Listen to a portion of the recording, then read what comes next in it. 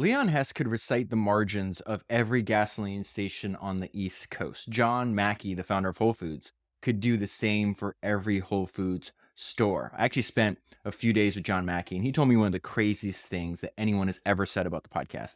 He had listened to over 100 episodes before we met, and he told me that if founders existed when he was younger, Whole Foods would still be an independent company. That since the podcast and all of history's greatest entrepreneurs constantly emphasize the importance of controlling expenses, he would have put more of a priority on it, especially during good times. During boom times, it's very natural for a company and for human nature to just not watch your costs as closely because everything is going so well. This is something that history's greatest founders would warn against. In fact, Andrew Carnegie would repeat this mantra time and time again. He would say, profits and prices were cyclical, subject to any number of transient forces of the marketplace. Costs, however, could be strictly controlled, and any savings achieved in cost were permanent.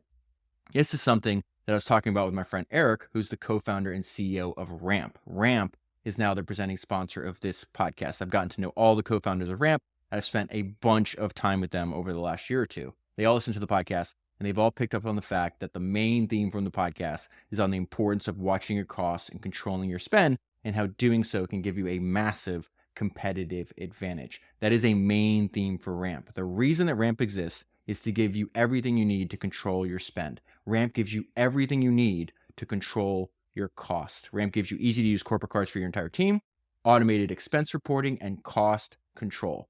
Cost control is a very important line in Andrew Carnegie's biography, where it says cost control became nearly an obsession.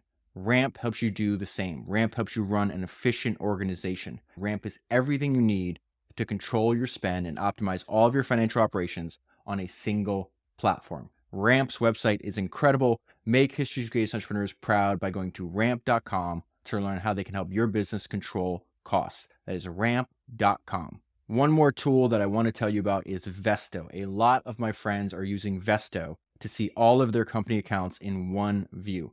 Vesto helps you connect and control all of your business bank accounts from one dashboard. I know the founder, Ben. We spent a bunch of time together, and I've offered to help him by introducing him to some of my friends that I feel could benefit from Vesto. So I called one of my friends, and he told me, David, I will meet with anyone that you want me to, but I have to tell you that we say no to over 90% of the software that we are pitched. And yet a week later, I hear back from my friend, and he says Ben and Vesto are great and that they signed up. So I asked my friend, I go, can you ask your team to explain the benefit they get from Vesto in their own words? So I'm going to read you this text message exchange. This is the response back. This is his team explaining the benefit they get from Vesto in their own words. It provides us the ability to view all of our bank accounts and loan accounts on one platform with a single sign-on. It makes it much easier to grant access to users in one place as opposed to 20 different banks. I text back, what did they do before Vesto? We have 20 plus different bank logins across like 5 accountants. We literally use 21 banks, so every bank has an account and a loan that multiple people need access and views to. Just to log in and see everything would take hours and be in different tabs. So if you have multiple accounts and multiple businesses, go to Vesto and schedule a demo with the founder, Ben. Tell him David sent you. That is Vesto with a V, so vesto.com. The link will also be down in the show notes. I hope you enjoyed this episode. Leon Hess was a remarkable person who led a remarkable life. The book that I want to talk to you about today is called Hess, The Last Oil Baron, and is written by Tina Davis and Jessica Resnick Alt. I actually want to start at the very end of the book. At the end of the book, the two authors actually talk about why they decided to spend so much time studying the life of Leon Hess and why they thought writing the book was really important. They said, we think this extraordinary man lived an extraordinary life. The reason we call Hess the last oil baron is that we believe him to be the last of his kind, the last man who could create a multi-billion-dollar, multinational, vertically integrated energy behemoth that could do everything from finding oil in far-flung fields off the coast of Indonesia to selling you a tank of gas and a pack of gum at the local station on the corner. 16 years after his death, Leon's legacy is starting to be erased from popular memory. This book is an attempt to capture his life, the company he created, the man he was, and the ways in which his life and industry changed the nation. He should not disappear from public view. After reading the book, after spending the last several days rereading all of my notes and all of my highlights, And really just thinking about the outline and the conversation I wanted to have with you, I couldn't agree more. He should not disappear from public view. I want to start the story of Leon Hess. I think the best way to start the story of Leon Hess is actually talking about his father and really the failures of his father that led to, in large part, that led to the success of his son. I always think of this maxim that repeats throughout the history of entrepreneurship, that you can always understand the son by the story of his father. The story of the father is embedded in the son. So Leon's dad was a failed entrepreneur. Said Leon's dad dabbled in many things, but never had great success at any of them. He had strong entrepreneurial energy, and he tried his hand at a lot of things. He tried to sell produce, and he opened a bunch of butcher shops, and he tried in real estate, and finally he tried to deliver coal. So Leon's dad begins a small coal distribution business in New Jersey. This is very important. Without his dad doing this, and then Leon realizing that they were in the wrong business, there would be no Hess Oil Corporation. So during the Great Depression, Leon's dad actually goes bankrupt. And as a result of this, Leon's family is unable to send him to college. He's the youngest son. The three older children all get to go to school. So even though Leon never went to college, he later succeeds in a cutthroat and highly technical business despite lacking a quote-unquote formal education. There's a series of odd jobs that Leon does and Leon and his brothers do to try to help the family survive the Great Depression. One of them is they would go down to the Jersey Shore and actually dig up clams and then sell the clams to local restaurants. So they would work all day and they'd be lucky to make 50 to 75 cents a day from digging up clams. One of the benefits that Leon gets from being a kid and working for his father in a coal yard delivering coal is that he got used, he was accustomed to handling a large workload. It says the hard labor at the coal yard helped shape Leon's ethic of working long hours. He worked every weekend. You'll see even when he has this giant, vertically integrated oil company, he would still work tirelessly all the time. There's stories of, him popping up at plants at 2 a.m. to check on things to make sure everything's going well. Now, there's something I think this is one of the most important parts of the book, is he's going to start this company at 19 years old, right? He's going to get into the fuel delivery business. So the reason I think this is one of the most important parts of Leon's life story is because Leon realizes that his dad picked the wrong business. This also shows how shrewd and smart Leon was from a young age, because he's like, wait, the coal business is a dead end. We're hauling these 100-pound bags of coal, and the profit margin is tiny. And with what might be one of the most important ideas Leon ever has, arguably the most important idea ever has, he decides he's going to switch from delivering coal to delivering fuel oil. So I get to this part of this book. Leon reminded me of Sam Bronfman. So Sam Bronfman and Leon Hess both started multi-billion-dollar family dynasties, and both started by fixing the mistakes of their father. So I did not know who Sam Bronfman was. I didn't know about the Bronfman family. Many, many years ago, I'm actually reading, this is all the way back on episode 53, I was reading Mike Ovitz's excellent autobiography, which is called Who is Mike Ovitz? And in that book, it talks about Mike Ovitz is brokering a deal between Seagram, which is the Bronfman's family company. Seagram buys MCA Universal for $5.7 billion. And so that led me to start researching the Bronfman family. I find out the patriarch of the Bronfman family is this guy named Sam Bronfman. I find his biography. I read it. And then I'd make an episode. This is episode 116, I think it was 6-7 years ago. And in that episode is the very first time that I used the phrase generational inflection point, which is this idea that a single individual can change the trajectory of his entire family for generations to come. Sam Bronfman was that from the Bronfman family dynasty. Leon Hess is that for the Hess family.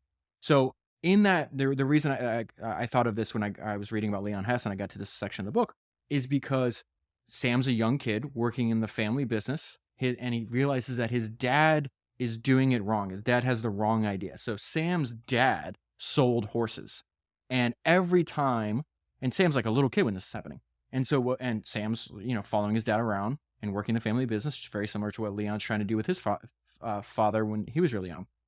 And so every time Sam's dad would sell a horse, he would take the customer to a bar for a celebratory drink.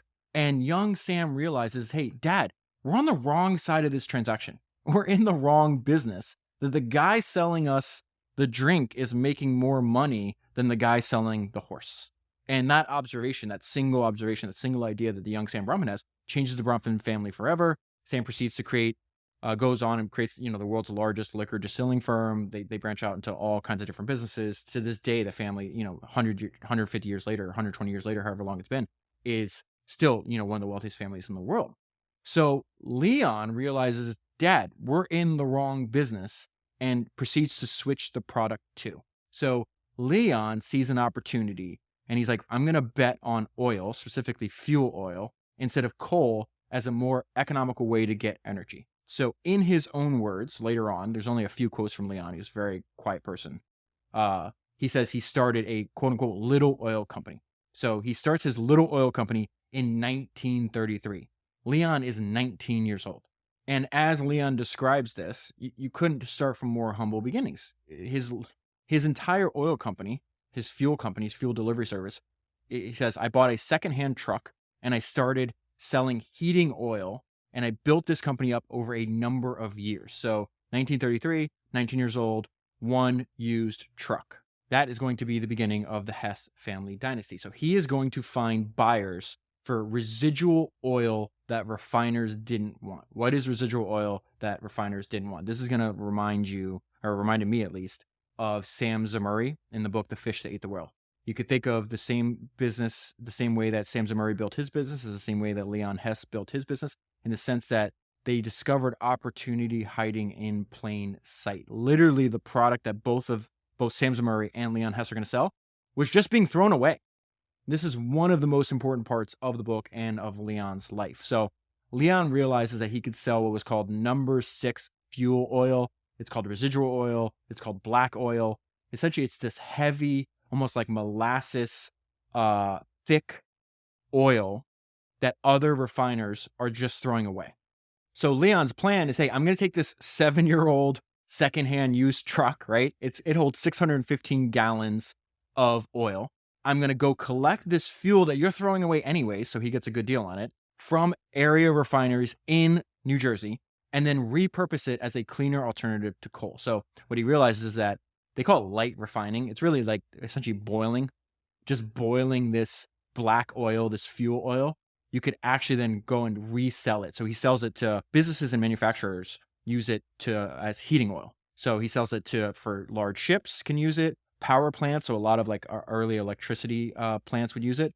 And then if you have like a giant factory that you need to heat in the winter, if you could use fuel oil for industrial heating as well. And so when I got to this section of the book, I went and pulled out my notes and highlights for the book on Sam Zamurray, which is called The Fish That Ate the Whale. It's episode 255 if you haven't listened to it yet.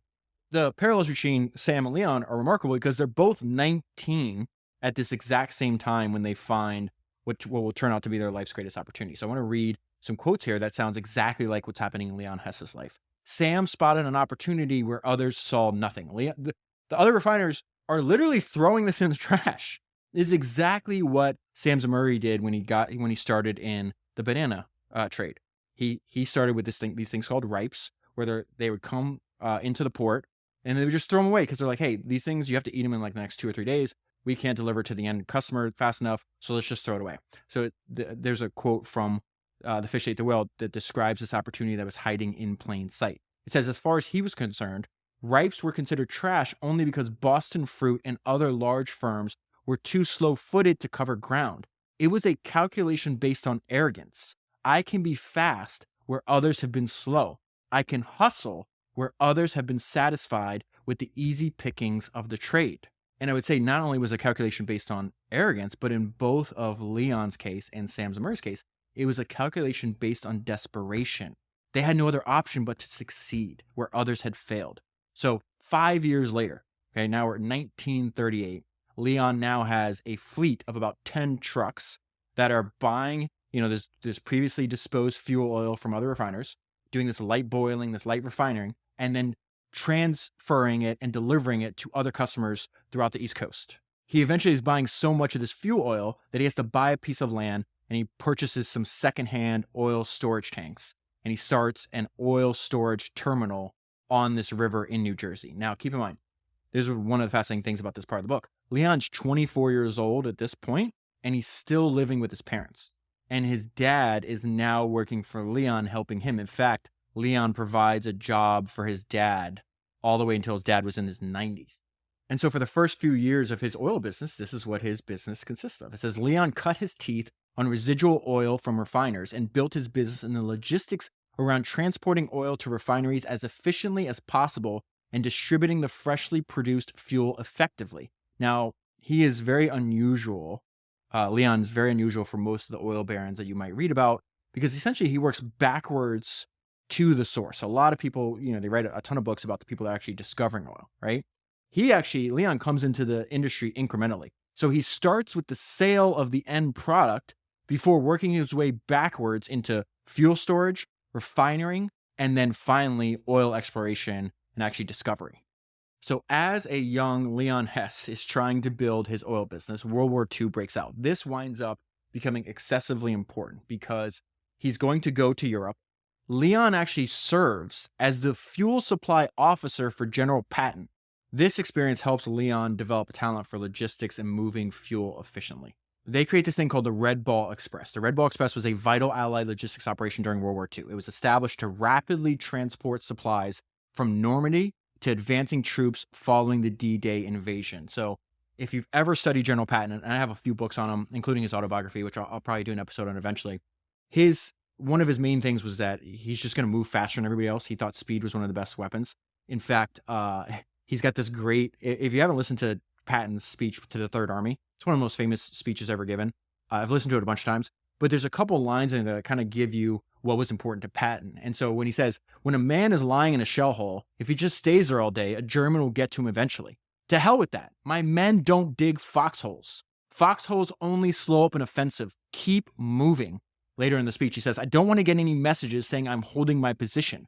We're not holding a goddamn thing. We're advancing constantly. And Patton wouldn't have been able to advance constantly. He was a tanker without the way to transport fuel rapidly and to follow him essentially as he just marches through France. And the way that he was able to have uninterrupted supplies was the Red Ball Express, which a young Leon Hess was working on. So the Red Ball Express was a marvel of logistics and helped ensure the Germans crumpled under the onslaught of a quick-moving opposition. Said the Germans were still heavily reliant on moving things by horses, moving fuel and supplies by horses, which blew my mind. The Red Ball Express lasted for 81 days. In its 81 days, it created a blueprint for how to move much-needed supplies across the field of war. At its peak, 6,000 trucks were in operation, manned by 23,000 people, including drivers and mechanics. Red Ball trucks transported over 412,000 tons of supplies in total in 81 days. So then we get to the part where post-World War II, he comes back to America, and he's going to have this massive explosion in the size and success of his business. And so anytime there's an idea, I assume that you have the book Poor Charlie's Almanac. If not, I'd order it immediately. And I would go to the index of that book, and I would read about Charlie Munger's surfing model. And so what Munger does is, essentially, you can reverse engineer why somebody was successful. And so in that book, there's a few pages where Munger is analyzing the outside success of Les Schwab. And Munger says anytime you have extreme success, it's usually, this Lollapalooza effect. It's these multiple factors working together to create these exceptional results. And so he analyzes what were the multiple factors that were contributing to Les Schwab's success. He's riding the Japanese tire wave. He had this brilliant incentive systems where he would share profits with 50% of the profits with each of the employees who worked in each store. He was a talented fanatic. He was a gifted marketer and advertiser. He had this very systematic approach and how he executed and how he wanted all of his stores operating. And so over a few pages, Munger is just analyzing this for us. And so I thought of this when I came back because I feel the same exact thing is happening in Leon Hess's life, where there's Leon's post-World War II wave. There's a series of events that were outside of his control that he surfed, that first of all, interacted with each other to produce this Lollapalooza effect, but also he surfed magnificently. So first of all, he comes home and he comes back to New Jersey and he's just well, I just got essentially a world-class education in logistics, how to use trucks to move fuel. That just so happens to be the best thing that could have happened to me, considering that is my business. Okay. So at this time, again, it goes back to he's still moving fuel oil. This is that, it has a consistency of molasses. Other oil men would call it the bottom of the barrel because it was so heavy. It was the heaviest of all the refined products. Okay. Why is that important? And why, at one point, I think they said that, I think the book says that Leon has something like 80% of the market share for fuel oil. Why? Because to move fuel oil successfully, right, you are required to move quickly, and you have to have a mastery of logistics, because if it's not kept at the right, first of all, it's not delivered fast enough, and if it's not kept warm enough, it will transform from liquid into, like, it cools and it hardens. So the first part of Leon's post-World War II wave is the fact that now he is has maybe the most advanced logistics training for any of his competitors, and he's able to transport this faster and more efficiently than anybody else. So number one, he's just able to get the job done. Number two, fuel oil is now going to have a massive increase in demand. Demand for fuel oil surged to unprecedented levels as its use for power generation, electricity plants used it, and in shipping expanded. Hess called fuel oil the workhorse fuel of industrial America for its uses in utility boilers, factory machinery, and heating large buildings. Number three, you have this massive explosion in demand of driving. The industry grew to serve a burgeoning U.S. middle class that wanted and needed to drive more, and Hess metamorphosized from a small dealer into one of the largest gasoline retailers on the East Coast. This is part of Hess's constant march to go to the source. Remember, he starts with fuel delivery, then storage, then refineries, then retail gas stations, and then finally oil drilling and exploration. Number four, this is a massive increase. This is wild to me. The expansion of the industry that Hess is operating in 45 years, okay? So let's start the dawn of the 20th century, when Rockefeller was at his peak, right? Production was 174,000 barrels a day. Even at that size, that can make Rockefeller probably the richest person on the planet, right? You fast forward 45 years, where we are in the story, where young Leon Hess is building his oil company. The production is now 4.6 million barrels a day. And then number five, Leon starts building relationships and contacts, which are going to lead to greater sources of capital. So if you really think about what the Leon's post World War II wave, number one, he's got the logistics expertise, right person, right set of skills, right time. Number two, the demand for fuel oil is exploding. Number three, the U.S. economy expands drastically, increasing the purchasing power of the middle class, and as a result, demand for gasoline skyrockets. Number four, America's insatiable appetite for all types of oil. And then number five, he finally unlocks relationships and capital, including going public, which I'll talk about in a minute. But I need to talk about one of maybe the most important relationship that he ever builds is this relationship with this guy named David Willens. David is almost like, essentially it's going to wind up being his father-in-law, but I would think of him as almost like the father that Leon chose. So David is actually the Attorney General of New Jersey. And the book says that Leon's connection to David was critical in helping shape his success. David would become his friend, his advisor, ultimately his father-in-law, and help support Leon's transformation from coal hauler to oil baron. Leon met David before the war. In fact, while he was fighting in the war, David oversaw Leon's business. So he comes back from the war. His business has growing demand, but he's in dire need of money. And so actually David helps Leon build a relationship with Chase Manhattan Bank. That bank at the time is being run by David Rockefeller, which is an interesting connection here. And one of the most important traits for Leon was loyalty. He expected loyalty and he gave it in return. And so because he says he gave all of his business to Chase because of the effort they put into building the relationship with them, he says they were the only ones who ever paid any attention to me. The rest of the banks never took me seriously. David saw a lot of potential in Leon. In fact, David is the one that introduced his daughter Norma to Leon. They're going to be married for the rest of their lives. At the time where he does this, Leon doesn't have a lot of money. All the money's going back into the business. So he actually has to borrow money to buy a suit for their first date. The contrast between their classes was obvious. This is the daughter of the Attorney General, who had grown up with a great deal of privilege, was in a different class from the owner of a fledgling fuel business. And yet David and Leon continued to share a deep connection until David died in 1988. And after David died, someone else described David's view and relationship with Leon. Says David didn't mind rich people. He liked them, but the ones he really liked started out poor, like his son-in-law Leon, whom he loved. And it is also from David where Leon learned you have to balance work and family. So it says Hess was fully established as Leon's first child before he met Norma, and he spent long evenings and weekends dedicated to the company's birth and early upbringing.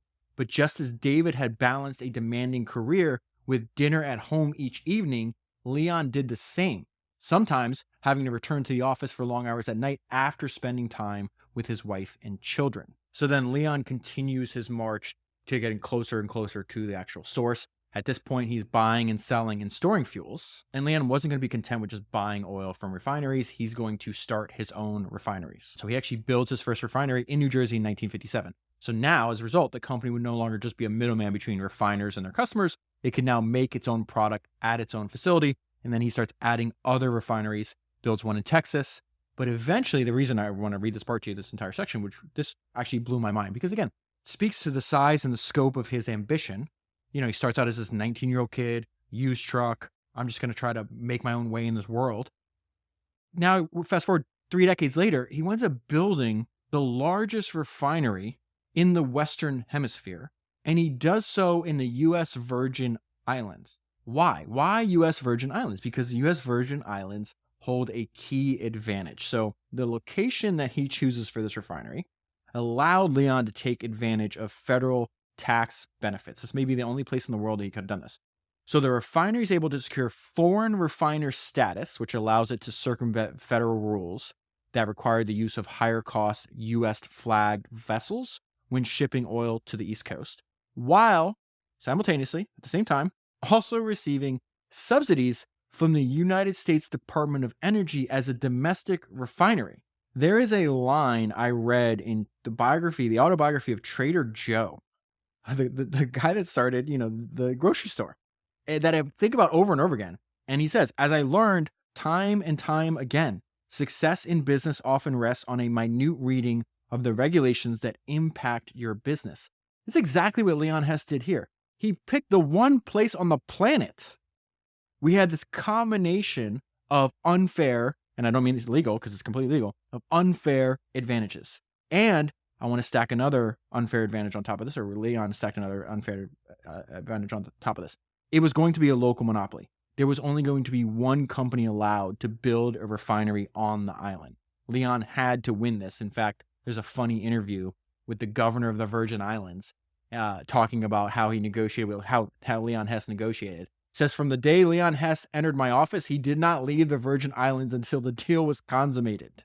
And then Leon also negotiated for another series of benefits. So he also gets 16 years tax-free in St. Croix, partial government reimbursement for dredging a channel, and free use of that channel for 16 years. Now, this minute reading of regulations, it's not like this is a one-off. This is not something that Leon did one time. He found another loophole and another regulatory advantage. Leon figured out ways to make laws work to his advantage. In one instance, he found that oil would not be considered an import and thus therefore taxed, right, as one, if he bought it from St. Lucia to St. Croix by barge. So he took apart his large ships, had the engine propulsion cut in two, and the bulkheads welded on each side, and then pinned them back together. The pins were huge, so technically the drive portion could be disconnected from the cargo portion. While it may not appear so to the untrained eye, legally, these boats qualified as barges, so the massive quantities of oil they carried were exempted from the taxes that would otherwise be levied. So now he has the largest refinery in the Western Hemisphere. It's perfectly located because he's able to refine oil coming from the Middle East and South America. He refines it in the U.S. Virgin Islands and then ships that fuel to customers on the East Coast of America. Now, there is an idea in here where if you're looking to do something in your business, I bet you if you study other industries or other companies in your same industry, they attempted something in the past that was similar and yet forgotten. He's building this in, I think, in the 1960s. He wasn't the first to look in the Caribbean. He wasn't the first oil baron to build a refinery in the Caribbean. Shell built one in 1918 in Curacao, and Standard Oil had built a refinery in Aruba in 1929. And so there's all these stories in the book about how important this one refinery was to his business. And you see this with his actions. The refinery was incredibly important to Leon. So he would fly in every Friday to inspect his refinery, to review its operations, finances, and crude state. Across the refining industry, stories of Leon's persistence at the plant became legend. Leon would show up and check units at 2 a.m. to make sure they were running properly. At the same time he's building his refineries, he's also starting to expand into gas stations. He opens his first gas station in 1960 in New Jersey. By the end of the decade, he had gas stations in 16 states. There was an interesting line here that I didn't realize. He purposely did the opposite and simplified what his gas station did compared to the existing competitors. Unlike his competitors, the Hess station attendants didn't change your oil. They didn't carry batteries, tires, or windshield wipers, or have car mechanics on site. And for a long time, they wouldn't even take credit cards because Leon felt that slowed the refueling process down. And so 2 separate times, Hess merges with another company. This is very important. So the first time, it reads to me that he merges with this company just to take Hess public. So in 1962, Hess merges with this company called Clear Track Corporation. They used to be a Cleveland-based farm equipment maker, okay, but they just sold off most of its equipment business the year before. So I'm not at all, it's not all obvious like what the company's actually doing. But this is what the book says. What Leon was getting with the purchase was a seat on the New York Stock Exchange. Hess would finally become a publicly traded company, and becoming a publicly traded company opened new sources of financing to Leon. 6 years later, there's this oil exploration company called Amerada. The name comes from combining America and Canada together. So in December 1968, Hess merges with Amerada. This is by far the biggest deal in Hess's history. So it takes, a company that originated as this small-time distributor of residual oil, now with the combination of Amerada's business, looks like a miniature version of Exxon. So the deal makes Hess into a vertically integrated energy company with its hands in every single stage of oil's journey, from discovery to gas tank. Leon had joined the board 11 months before the merger was announced. To get that seat, he had to make a massive investment. So Hess made a big investment 2 years earlier. They spent $100 million to buy 9.7% stake in the company. And so this is another example of Leon getting closer to the source, to the actual discovery of oil, right? And having more control over his business, because after he drastically expands his refining capability, which I just told you about, he's having to buy more and more oil. In fact, he is Shell's biggest single customer. And one thing that Leon was worried about, he didn't want his company to be held captive to producers anymore. And the reason that the combination of Hess and Amerada was actually interesting. So Hess was an oil refining and marketing company with no significant production facilities, and Amerada was an oil producing company with no refining or marketing facilities at all. Look how close they were to like each other's production. So in the year of the merger in 1968, Hess was refining an average of 250,000 barrels of crude oil a day, and Amerada is producing about 290,000 barrels a day. And there's a lot of stories of just how wild the oil business is in the book. There's a great line. It says the oil business is not all beer and Skittles. I was on my back last week. I had bronchitis. So I was like super sick for almost a week. And so I wound up watching a bunch of things that I normally wouldn't have time to do. And I actually binge watched the first season of this show called Landman, which I thought was actually pretty good. And there's a great line in Landman where he said, it's a show about the oil business in Texas.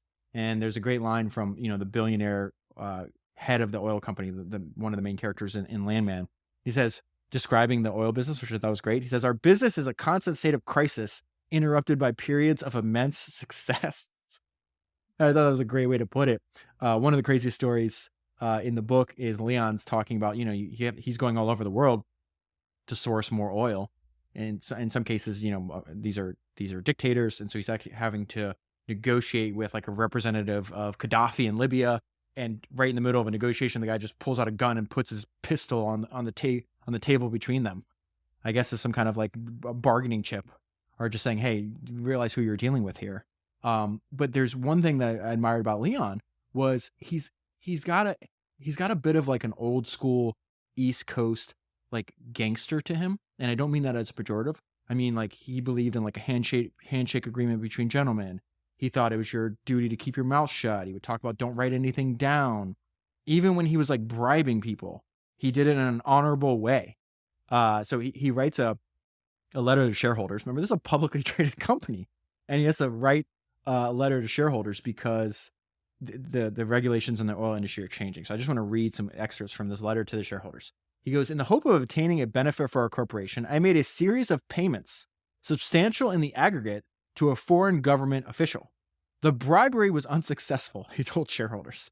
The payments were made in the hope of promoting a project which never materialized, and the company received nothing as a result of the payments. The bribery money was his. It did not come from the company's coffers, and he hadn't sought any reimbursement, and no deductions were taken from the payments. So again, even when he's bribing, he's doing it in an honorable way. It's like, I did it with my own money. I didn't ask to be. It didn't come from the company. I didn't ask for any reimbursements. But the reason he brought this up is because less than a year later, the payments that Leon was writing about would be illegal because Congress enacted a new source of regulation, and it's called the Foreign Corrupt Practices Act, to make overseas bribery and political contributions a crime in the United States. There's actually a pretty funny line in the book that came right after this. It kind of talked about, it essentially says, a practice as old as cross-border trade itself was now under scrutiny.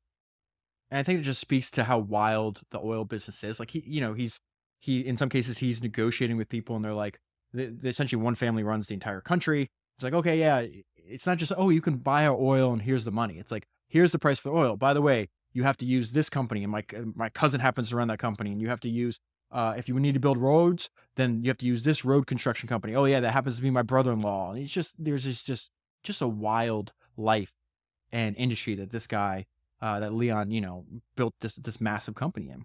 But I did think it was very fascinating that even though the company was publicly traded, like, he really ran it like a family business.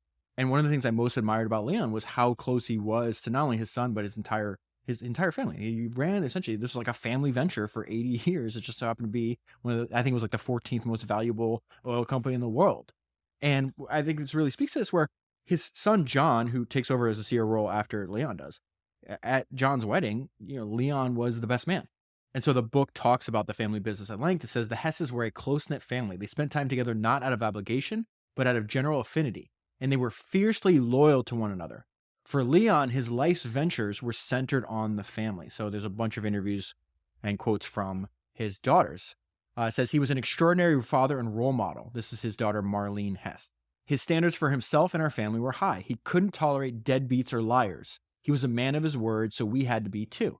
He expected the best of himself and also all of us. He worked hard, and so did we. He cared deeply for his fellow man and instilled that in us too. His other daughter, Constance, made a list of other lessons that she remembered from her father. This is after her father passed away. Treasure a good name. Treasure a good name is something he'd repeat over and over again.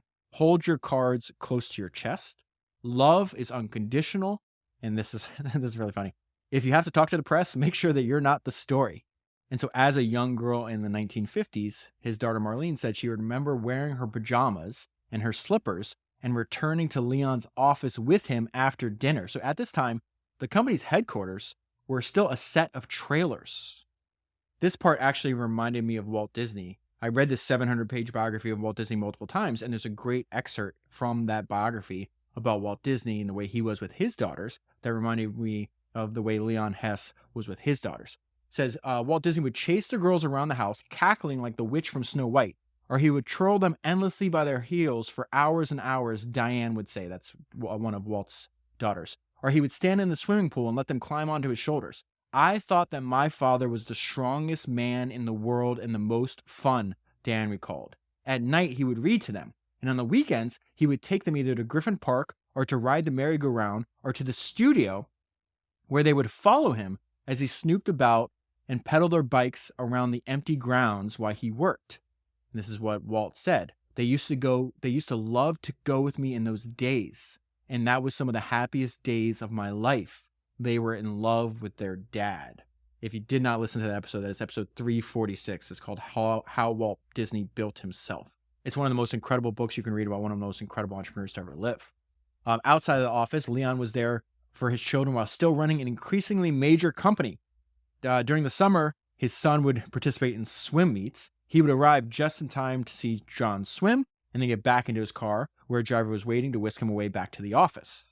Something that the Hess family had in common with a lot of the people you and I have been discussing the past few weeks. If you look at the Wallenbergs or Hetty Green, they trained them in business, both the Green family, the Wallenberg family, and now the Hesses, at a very, very young age. It's really smart. something Estee Lauder's family did, something the Walton family did. This idea just reappears over and over again. It says the whole Hess's social life largely spun around Leon's growing business network as they entertained bankers and colleagues at home, indoctrinating their children, especially John, in the corporation's culture and preparing John to run the rapidly expanding business. From the age of 7, John was being groomed to take over Hess. John spent time in the trenches. This is just like the Wallenbergs and the Greens again. John spent time in the trenches, learning the business by pumping gas at a station in New Jersey, doing accounting for a refinery, or taking part in operations in St. Croix and the oil fields in Oklahoma. In college, John studied Arabic and Farsi, preparing for a career leading a multinational oil company. After getting his undergraduate degree at Harvard, John attended business school, striking up connections that would help him guide the company.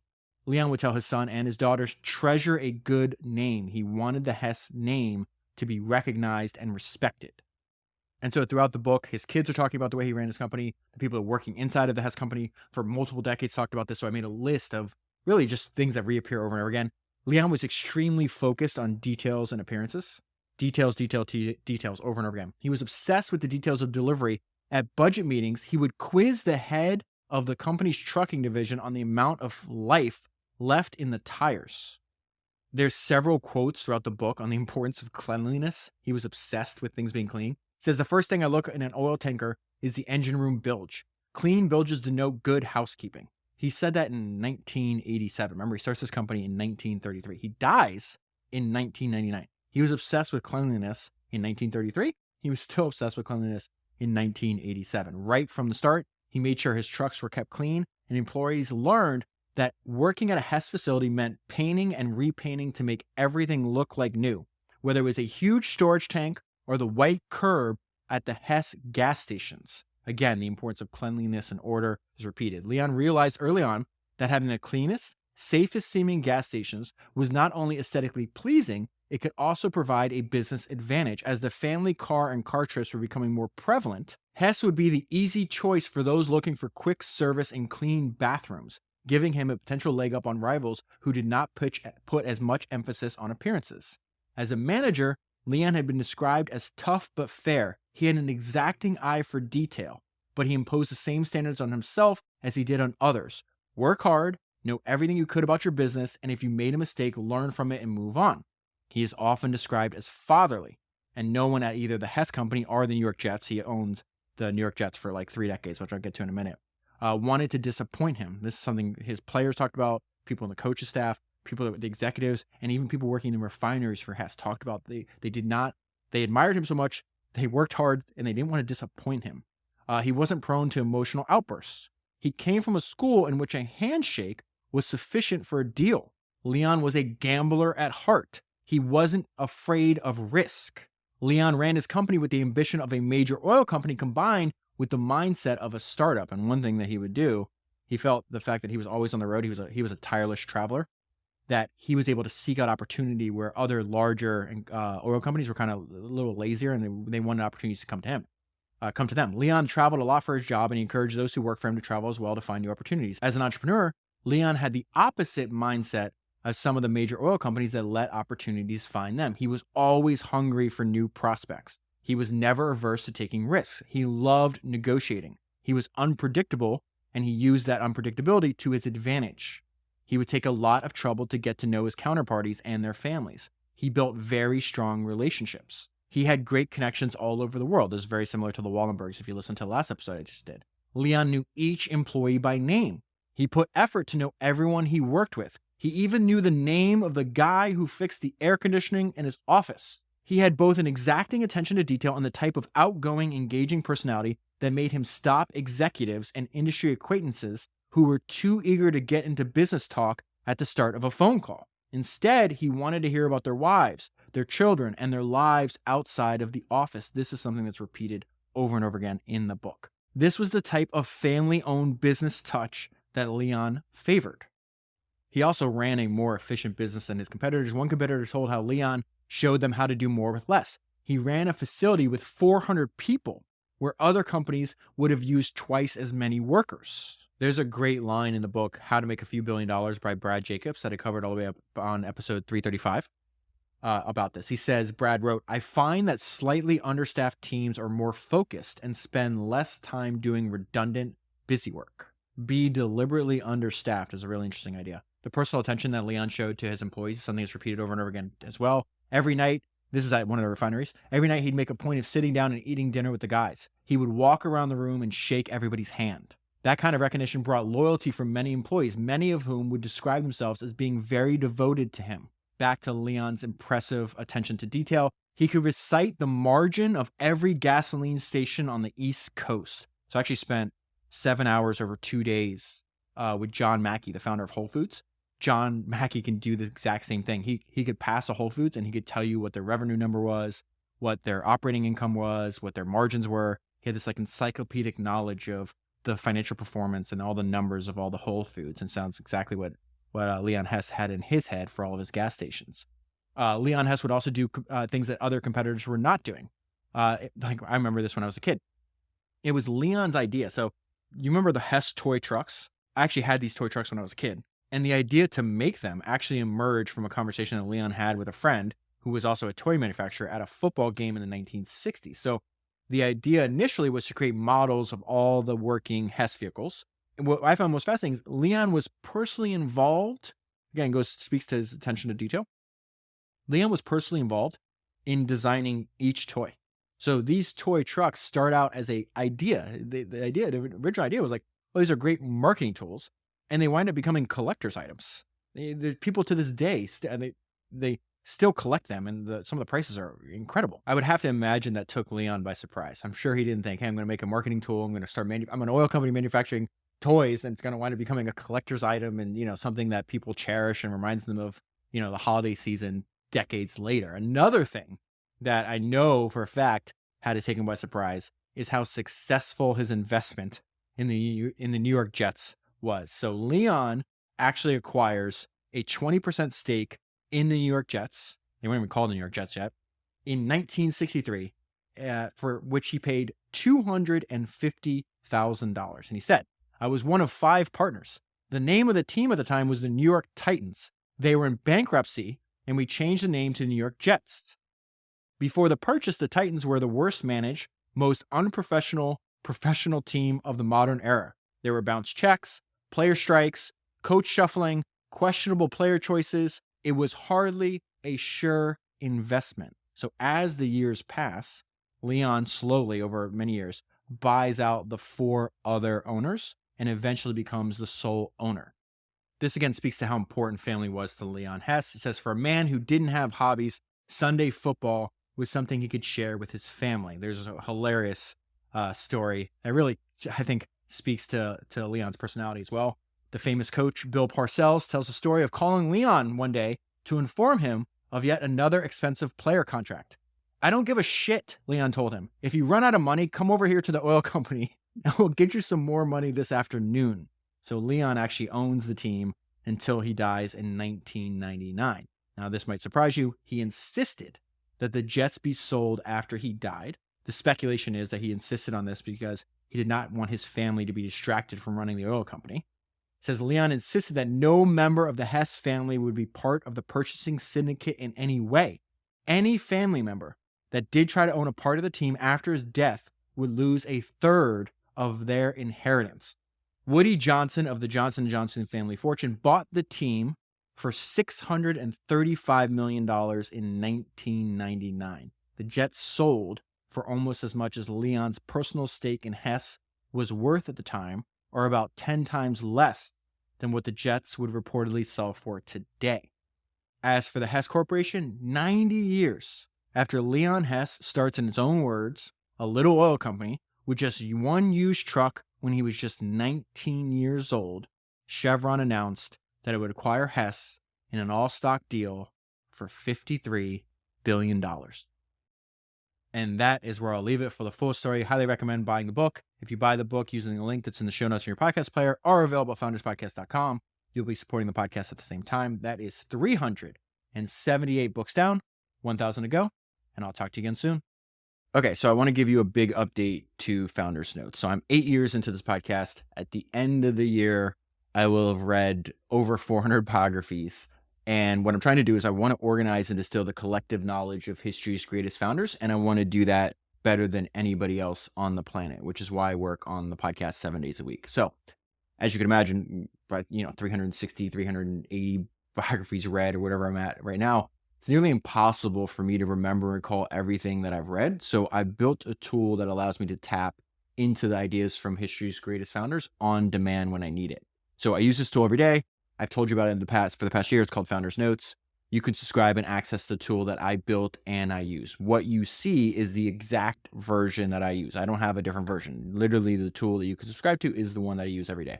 So the update that I have for you is I've been working with the team at Readwise, which is the company and the founders that have helped me build this tool. And so for the past few months, we've been working on a major redesign for Founders Notes. That redesign is done. It's available now. The prehistory of this is that for the first 6 years of the podcast, I've been using this app that called Readwise to store all my notes and highlights for every book that I read for the podcast, right? It allows us just like giant database. I could search it and pull up information anytime I need it.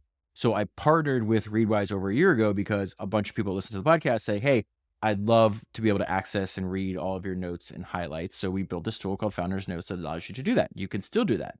You can still read all my notes, my highlights, and I keep adding to them every week and will always do so because I can't make the podcast without this tool. But over time, we started adding other features. And what I realized is the AI assistant that we called Sage that sits inside of Founders Notes is the most valuable feature by far. So a few weeks ago, if you listen to the episode I did on Jensen Huang, in that book, Jensen says that in the future, and right now, really, people will have a virtual assistant, almost like a brilliant intern with near perfect memory, capable of instantly recalling any piece of knowledge stored on any computer. And when I got to that section, the note I left myself was that Sage is going to be this, but for the collective knowledge of history's greatest entrepreneurs. So when I ask Sage a question, it reads all of my notes, all of my highlights, all of my transcripts, and provides a concise summary and answer to the information I'm looking for. And the reason I would heavily recommend that you subscribe and get access to this is because I think you should be using Sage to supplement the decisions that you make in your work. So it is spooky how when I ask Sage a question, it sounds like me, except with a much better memory. And so another cool thing that we added is when you log in, you can see all these like suggested questions, things that you could ask Sage. All of those suggested questions are things that I have asked Sage. And so now as I'm continuing to ask more and to use it, to ask more and to prompt Sage more, I continually to add to this suggested prompts or suggested questions list. So even when you don't have a question of your own, you can actually read and learn from what I'm asking Sage. So the way I would use the tool, though, the primary value is, I think any question you have in your business, you should be asking Sage, because what happens is it becomes like you can prompt all of history's greatest entrepreneurs to help solve the problem or to supplement your own thinking that you're dealing with inside of your business. So if you have not already subscribed to Founders Notes, I heavily recommend doing so. If you want to tap into the collective knowledge of history's greatest entrepreneurs on demand and use this as a supplement to the decisions that you're making in your work, highly recommend you go to foundersnotes.com. That is founders with an S, just like the podcast, foundersnotes.com, and sign up today. Thank you very much for the extra support. Thank you for listening, and I'll talk to you again soon.